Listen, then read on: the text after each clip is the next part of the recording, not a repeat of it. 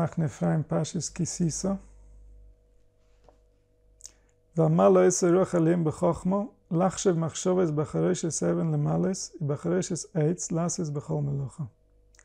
I filled them with the divine spirit, with wisdom, to think thoughts, and to design stones and wood, to do the different work in order to create a space where the divine energy can reside, where there can be an intention of the many, and this energy will be created with the right thoughts so that it can contain the holiness, it can contain the collective desire that will manifest access to transformation, access to a different view of the very reality that we're experiencing.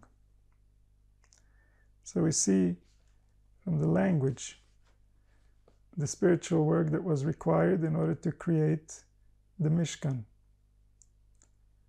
Bezalel, who was the lead builder of the Mishkan, he knew all the letters that designed and created heaven and earth. And this represents all the forces that unite to become man. So Bezalel knew every single force within him, so that when something arose, when there was movement within his spirit, he could identify that movement with a name, with a specific letter, with a symbol.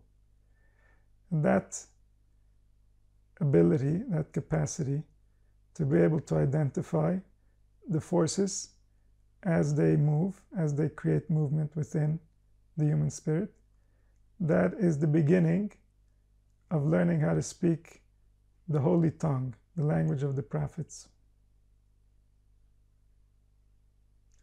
The language of the prophets is nature itself responding to what's taking place within its own manifestation.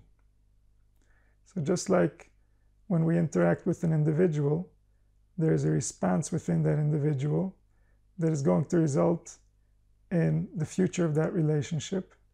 Similarly, in the collective, every collective is based on its members. The collective is the collective spirit created by humanity, and that spirit has a specific response to each individual behavior.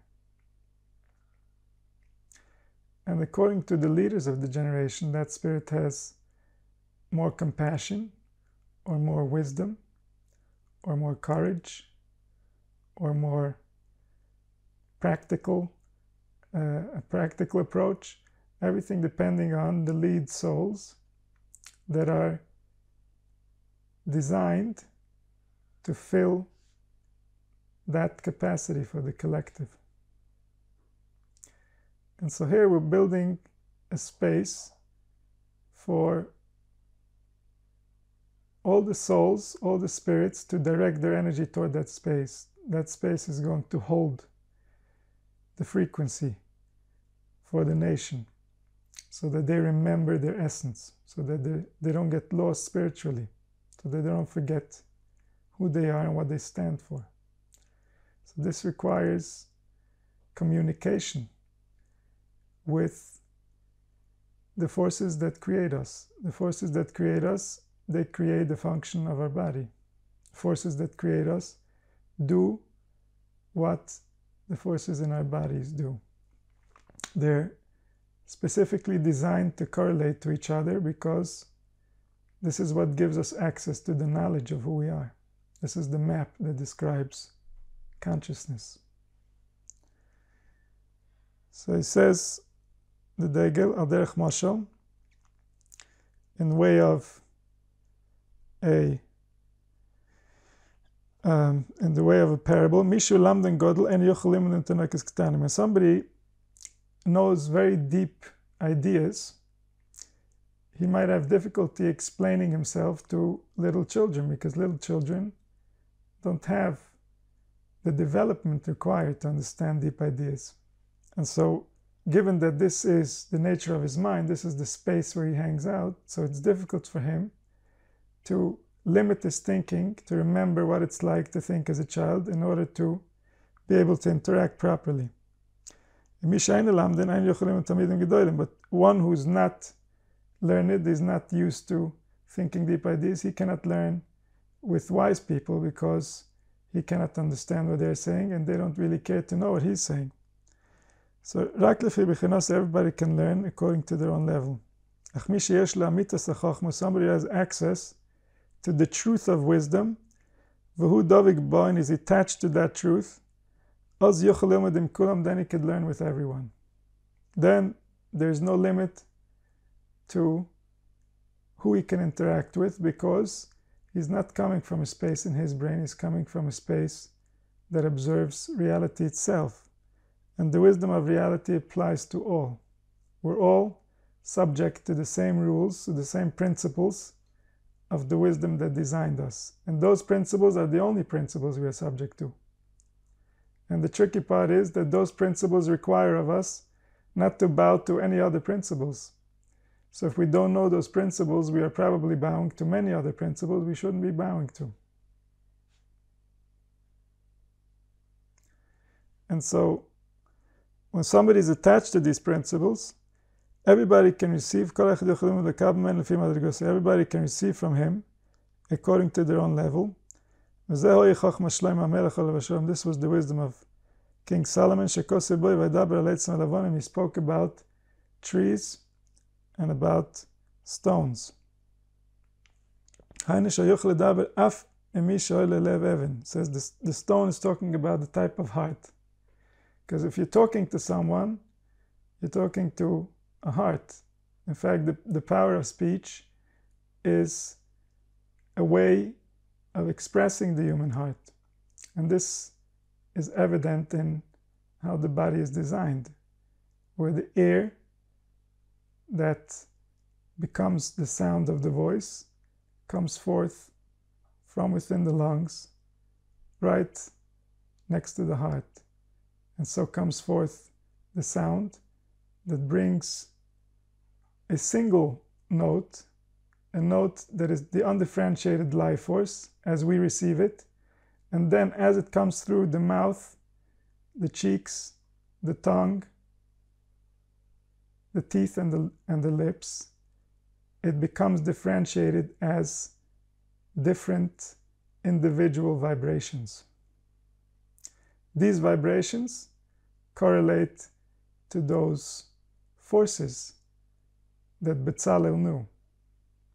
These vibrations were designed accurately to reflect the work that they were doing and the specific kalim that they were creating for the Mishkan, for the dwelling place of the divine, so that all the energies reflect the true character of the spirit that dwells within the human body, the spirit that creates for its own dwelling place the body that contains the very specific organs and limbs that we all contain.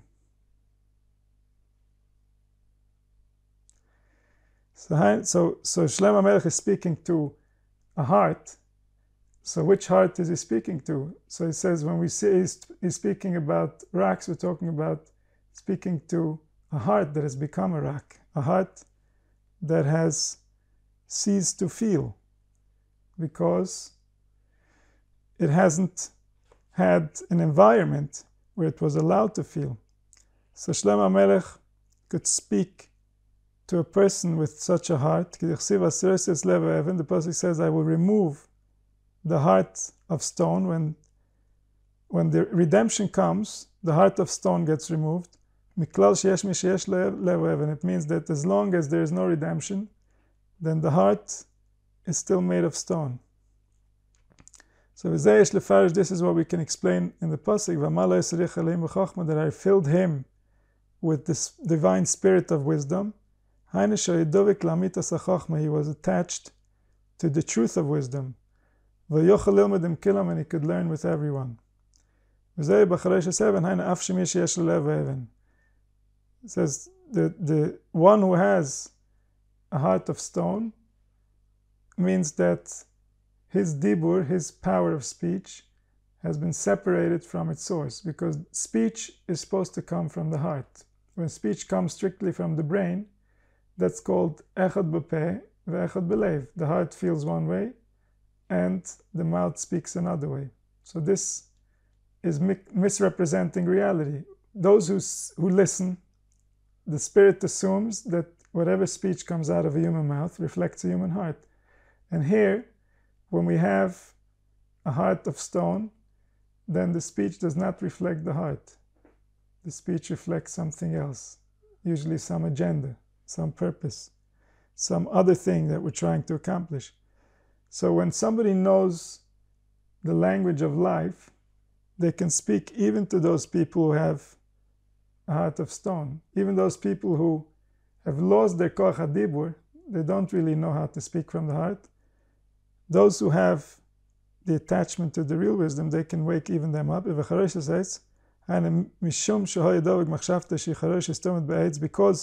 he was always thinking only about the eitz, he was only thinking about the tree of life. He was attached to the truth of wisdom. Therefore, he can learn with everyone.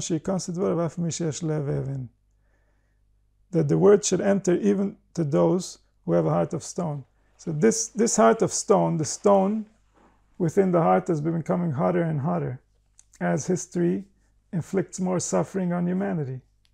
In fact, the stone begins with suffering, with fear, with misunderstanding life, and the heart wants to shield itself. The heart is afraid of making a commitment to its own existence because it's not sure about what's happening. It doesn't feel safe with what's happening already, and it certainly doesn't feel safe about what's going to happen in the future. And so in order for the heart to reveal itself, in order for the heart to allow itself to become vulnerable, it needs to understand the true nature of how life becomes aware of itself, so that it can realize that the suffering that's going on this planet is not inherent in the nature of humanity. The suffering is because humanity has been misinterpreting its own situation and behaving with itself and with the people around, with the entities around, with the countries around, in a way that causes everyone to lose.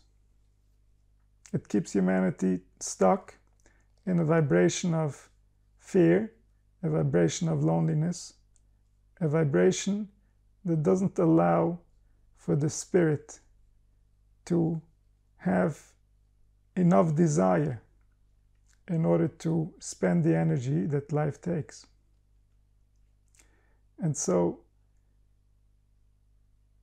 the power of having a mishkan, of having a place where the divine can dwell, or the power of having a prophet, all of these are just a means to an end.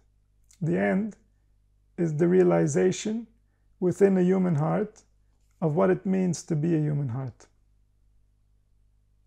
What's the appropriate way for the life force to express itself, so that from there forward it creates the proper thoughts, speech, and action without any additional effort, without having to have a specific set of rules to follow that's external and will automatically cause certain people to suffer, because rules have to be specific to each circumstance, to each individual, to each situation. So to find the principles that are inherent in the life force, where when we live by those principles, we can release the life force from any other definition, from any other restrictions, so that it can fully define itself, so that it can become, so that it can realize itself, because this is the divine purpose. We all serve this divine purpose. All of our forefathers were sacrificed for this divine purpose, which is the human being that is going to be, the human being that is going to realize, the human being that is going to recognize the nature of what it means to be a human being. All lived for this purpose, because this is our evolution. This is where we're headed. We're headed to a place where humanity awakens, where humanity realizes that it doesn't gain anything by trying so hard to create what to compete about. It will gain much more when we learn how to simply help each other out from a place that requires no reward, from a place that enjoys existence enough that it simply wants to be kind, it wants to be nice, it wants to help the other.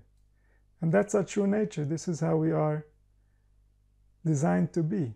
This is when all our organs find peace. This is when individuals together can become a peaceful community, and communities together can become a peaceful country.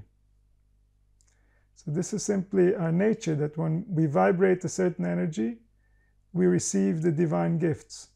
We vibrate a different energy, and it's like we receive a divine curse. We lose our status as the owners of this planet, and we start slaving away to the elements, to the very elements that we're supposed to recognize as us in order to know them and to know how to keep peace with all the different requirements of the human heart. The human heart, and as a result, the human organs. And as a result, all the requirements that a human being needs in order to be satisfied. We find the right model, and everybody can have it. It doesn't cost anything. It's knowledge. It's realization. It's returning to the root of who we are, fixing that area in the root of our identity that got detached throughout human history, and to reattach there, to reattach to the source, to recognize that everything and everyone comes forth from that source, and that source is within everything, and that source will realize itself. It's only a matter of time. And time has been designed to guarantee that that force will realize itself as the unity that it is. So may it happen in our lifetime, and may it happen soon. Yankee, can I ask you a question? Sure, go for it. So what we were saying, I would assume that Napatel, like the Kohen Agadol, he would know the best what would be how to attach to people. Like, and he didn't build the Choshen, it was Betzalel, right? Betzalel was the builder, so he knew how to invest intention into the different workings of the physical elements. The Kohen Gadol's work was a different type of work. The Kohen Gadol needed to know how to invest intention into the particles of air, into the world of the Ruach, the world of spirit. So he worked a much deeper type of work, and that was in order to cleanse the desires of the people. But the work of the physical intention, in order to create physical tools, in order to create different objects for the rituals, this was the expertise of Betzalel. This was his power. This was his capacity beyond anyone else.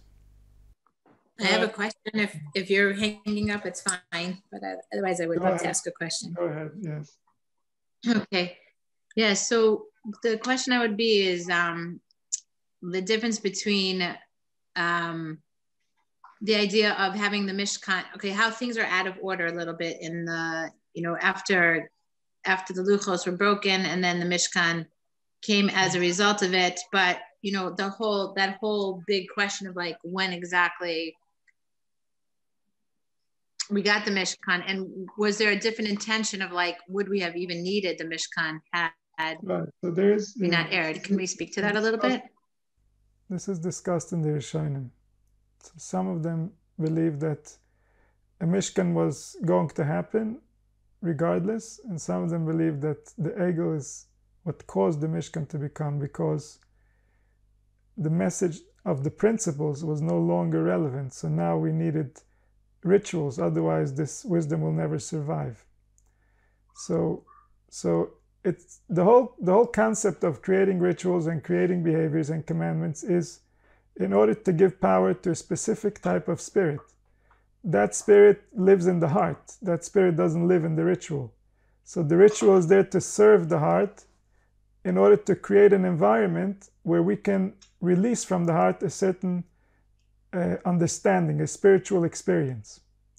We can recognize that these behaviors will cause an imprint inside the heart, but that all depends on the intention. If the intention is wrong, then all the rituals in the world will not purify a heart. And so after the Egel, the Torah became a lot more physical and a lot less about the original principles. The original principles were now concealed in order to reduce the power of those who receive the tradition just externally, and to give power to the leaders who can pass on the tradition to those who they feel are fit, those who they feel have advanced enough on their spiritual journey that they can tell what is the appropriate nature of the human heart, what is it really trying to express, in order to guide the masses and make sure that the environment is safe for humanity. So these are subtle concerns that simple people don't necessarily understand, and therefore the tradition of these concerns and the tradition of what is the appropriate way of realizing this nature, of realizing this truth, is something that was given over in secret until it was completely lost. And so the tradition that made this wisdom ritualized, that gave expression to the physical sides of mitzvahs, ma'ases, and doing practices in order to keep this wisdom alive, is the only thing really that delivered the message to our generation. Without this external manifestation of the wisdom long would have been lost. It would have been erased from the planet, just like many other wisdoms that got erased from the planet. So it's the external manifestations that make it real, that give it existence in the physical plane.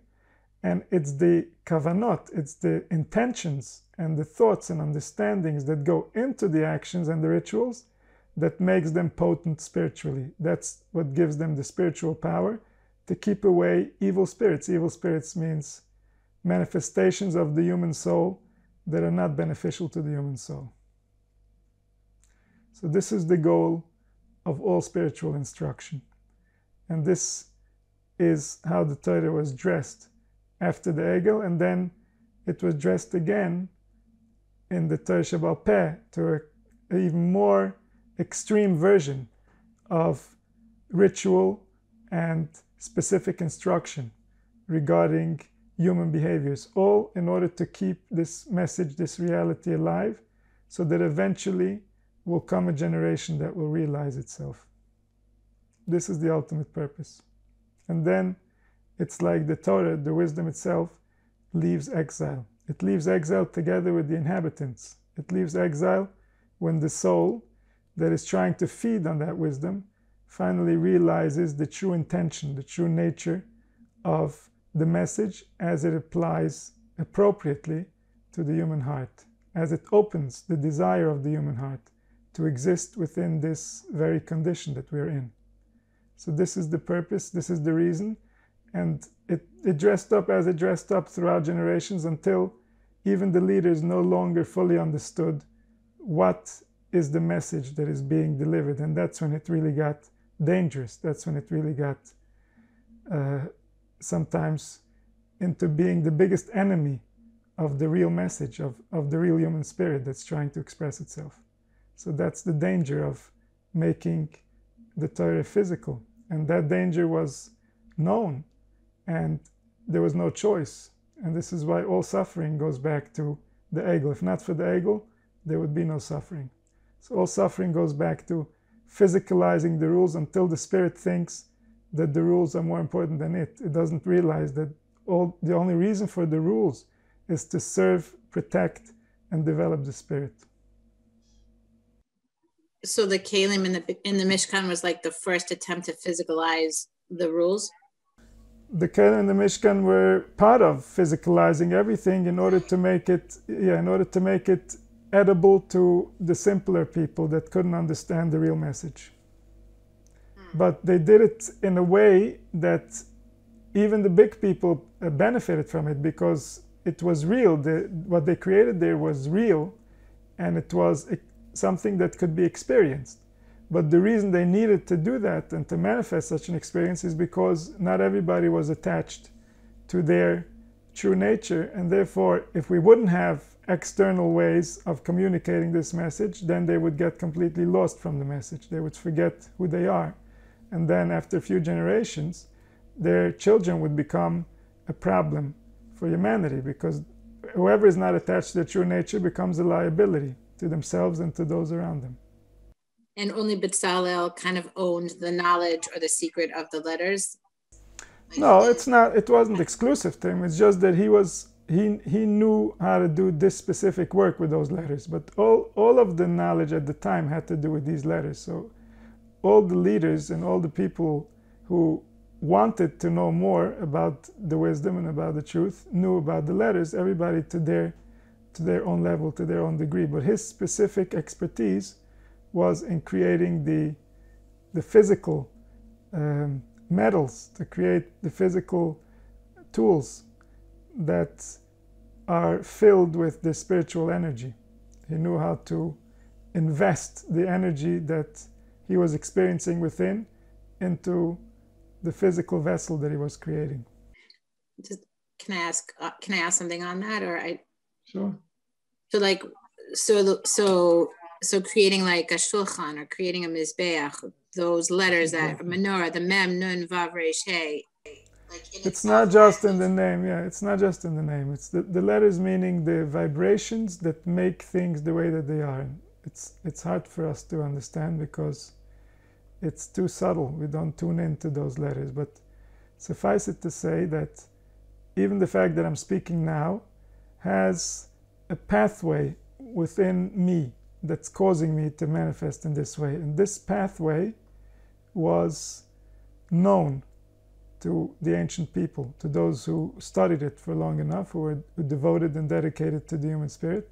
And they could describe this pathway of how the movement from within my spirit is becoming these specific words. What is being motivated? What is causing this movement? So this type of movement is represented by movement from within the organs. And each organ has its own energy, its own frequency, its own type of interpretation of the life force. So when the organs speak, everything comes through the brain and becomes just words within the mouth. But when those who could see, they could differentiate, and they could create tools, they could create kelim that incorporate within their energy the energies that make us us and make the world, because it's all the same thing.